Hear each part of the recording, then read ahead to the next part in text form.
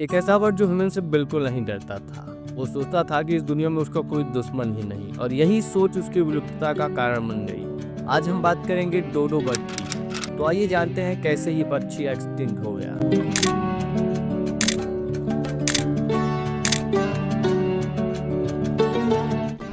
चलो टाइम में थोड़ा पीछे चलते हैं, लगभग 20 मिलियन साल पहले साउथ ईस्ट एशिया से कुछ ट्रॉपिकल पिजन्स उड़ते हुए मेडागास्कर के पास एक आइसलैंड पर आए। उस टाइम एक वोल्केनिक इरप्शन हुआ और एक नया आइसलैंड बना जिसे आज हम मार्टियस के नाम से जानते हैं। कुछ पिजन्स ने इस आइसलैंड को अपना परमानेंट घर बना लिया और टाइम के साथ ये कबूतर धीरे धीरे बदलते गए और एक नई स्पीसीज में बदल गए जिन्हें हम डोडो बर्ड्स कहते हैं। ये लगभग 3 फुट लंबे होते थे और इनका वेट करीब 40 पाउंड का होता था। इनके पंख ग्रे और ब्राउन कलर के होते थे और उनकी चोंच काफी लंबी होती थी। मार्टियस आइसलैंड पर उस टाइम कोई बड़ा प्रेडेटर नहीं था और ना ही कोई डेंजरस एनिमल और ना ही कोई हंटर। और तो और जब किसी जानवर को उड़ने की जरूरत ही नहीं होती तो वो धीरे धीरे उड़ना भी भूल जाता है, जैसे आप भूल गए हैं इस वीडियो को लाइक करना। आगे डोडो के साथ भी वही हुआ जो आलसियों के साथ होता है। उसकी फ्लाइंग मसल्स वीक होती चली गईं और वो एक फ्लाइटलेस बर्ड बन गया। वो जमीन पर ही घूमता, फ्रूट्स और प्लांट्स खाता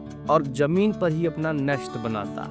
उसे लगता था कोई भी उसे हार्म नहीं कर सकता। लेकिन फिर सब कुछ बदला और 1598 में डच स्लेयर्स आइसलैंड पर आए। डोडोस ने कभी इंसान देखे ही नहीं थे, इसलिए वो उनसे डरे नहीं बल्कि और ज्यादा क्यूरियोसिटी के साथ वो उनके पास चले गए।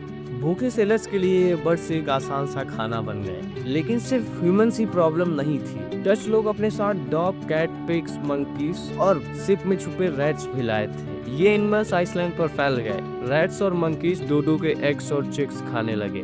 गोट्स एंड पिग्स वहाँ के प्लांट्स एंड फ्रूट्स को खत्म करने लगे। डोडो बेचारा ऑलरेडी स्लो था, उड़ भी नहीं सकता था, इसलिए इस कंपटीशन में उसका जीतना ना के बराबर था। और डच सेलर के आने के 70 साल के अंदर ही डोडोस बर्ड्स खत्म हो गई।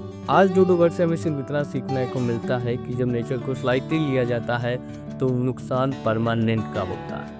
बाकी ये थी डोडोस की एक्सटिंक्ट होने की कहानी। कैसी लगी कमेंट में जरूर बता के जाना। बाकी मैं मिलूंगा किसी और वीडियो में।